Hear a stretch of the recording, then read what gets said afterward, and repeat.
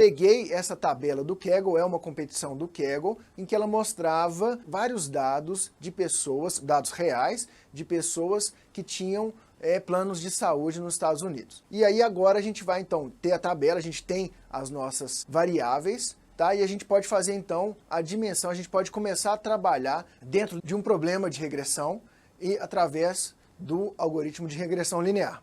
Nesse mapa aqui, nós vamos ter no eixo X a idade dos pacientes e no eixo Y o gasto que eles vão ter com o plano de saúde. A gente vai tentar estimar o gasto que eles vão ter com o plano de saúde. Bom, então a primeira coisa é uma hipótese. Nós vamos formular uma hipótese. Se alguém vier perguntar para vocês quanto que você acha que tem de gastos um paciente de 40 anos, quanto que ele tem de gasto médico, você vai poder chutar, mas você não tem muita noção, porque você não tem dados para aquele chute. Então essa é a nossa primeira hipótese, e a gente pode falar que a nossa primeira hipótese sem dados, ela é realmente aleatória. Então nós vamos fazer aqui uma hipótese aleatória, essa reta que a gente chama de H0, né, ou nossa reta de hipótese, é a nossa hipótese aleatória, a nossa hipótese primária, sem ter dados disponíveis. Então, por exemplo, de acordo com a nossa hipótese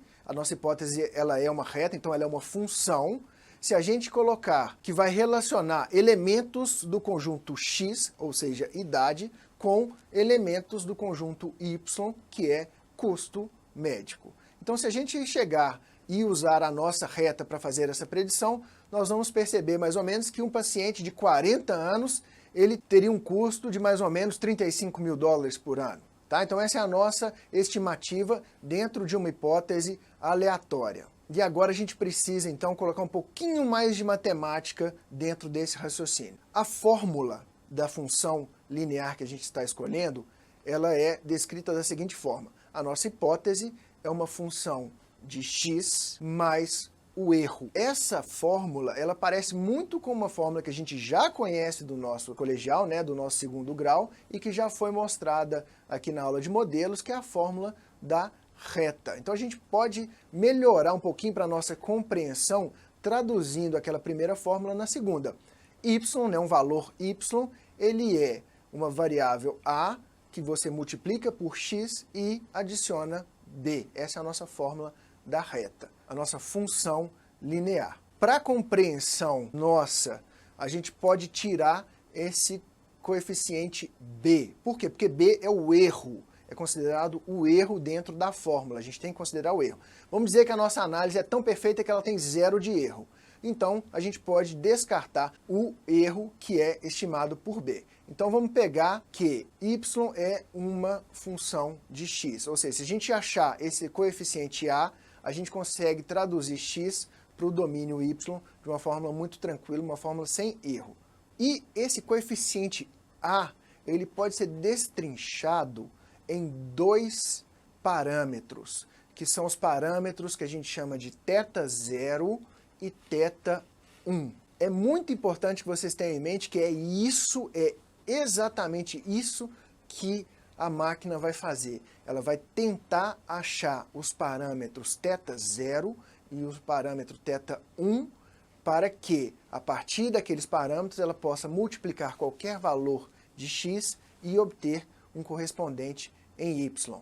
Então, é isso que a máquina vai aprender, os parâmetros θ0 e θ1. Tem que ficar muito bem claro isso. O que representam esses parâmetros θ0 e θ1 para aqueles que gostam um pouquinho mais de matemática? Seria a angulação da reta dentro do nosso gráfico e o ponto que ela cruza o eixo y. Então, a máquina vai tentar descobrir, através da análise dos dados, qual que é a angulação daquela reta e aonde que ela está cruzando o eixo y. Para aqueles também que gostam um pouquinho mais de matemática, quando a gente pega a variável mais b, né, a variável b, ou o erro seria aonde aquela reta cruza com o eixo x. Mas nessa análise, para compreensão, a gente está falando sem erro, a gente está falando simplesmente uma função de x sem erro, que vai se refletir em y. Então, esses são os dois pesos que a gente chama, são os dois parâmetros que o modelo vai ter que descobrir dentro dos dados para poder fazer a generalização para dados futuros. Muito bem, então agora vamos pegar os nossos dados, a gente pegou uma pequena parte dos dados dentro daquela tabela que a gente trouxe do Kaggle e vamos plotar nesse gráfico. Então, a gente vê que os dados mostram que realmente existe uma tendência de elevação de custos ao longo da idade, ao longo do crescimento daquela pessoa, mas, de acordo com a nossa hipótese aleatória, é um crescimento muito mais modesto do que a gente estava estimando. Então agora a gente viu que o nosso modelo está errado. Nós precisamos de calcular o erro. E como é que nesse modelo a gente vai calcular o erro? A gente vai simplesmente calcular o quão distante a nossa reta inicial está da reta manifestada pelos dados, e aí nós vamos tirar uma média de todos os pontos, e aí nós vamos ter novos parâmetros, θ0 e θ1, para a gente poder realmente ter um modelo mais acurado de acordo com aqueles dados que foram apresentados. Então a nossa reta vai passar daquela angulação para uma reta que vai seguir a angulação daqueles dados e vai refletir melhor a realidade dos gastos médicos de cada paciente. Então, de acordo com esses novos dados, um paciente que tem 40 anos, ele vai ter um gasto inferior a 10 mil dólares, né? Vai ser, sei lá, 8 mil dólares, ali, de acordo com o gráfico. Então a gente estava muito, muito longe nas nossas predições do custo real. Mas, bom, quanto mais dados a gente apresentar para o modelo, mais fiel ele vai ser nas suas predições. Então vamos colocar mais dados. Em particular, para deixar bem fácil para vocês, eu peguei os custos mais baixos da tabela e agora eu vou plotar os custos mais altos. Então os custos mais altos estão em cima, né, e os custos mais baixos estão embaixo. Então a gente vê que isso aí também vai deslocar a nossa reta. Ou seja, a gente estava com uma reta que estava seguindo daquela outra forma e agora os novos dados estão falando que a nossa reta realmente não representam todos os casos que a gente precisa nos adequar, o nosso modelo precisa se adequar. Vamos calcular a função de perda de novo, ver o quão errado nós estamos e aí nós vamos adequar o nosso modelo, adequar a nossa reta e a nossa nova reta vai ficar desse jeito aqui. Então a nossa predição mais fiel, porque nós temos mais dados, né, é que um paciente de 40 anos, ele vai gastar em torno, sei lá, de 27, 26 mil dólares por ano com despesas médicas. Então a gente está chegando, a gente está tateando, de acordo que a gente acrescenta mais dados, a gente está tateando e essa predição está transformando essa predição em algo melhor.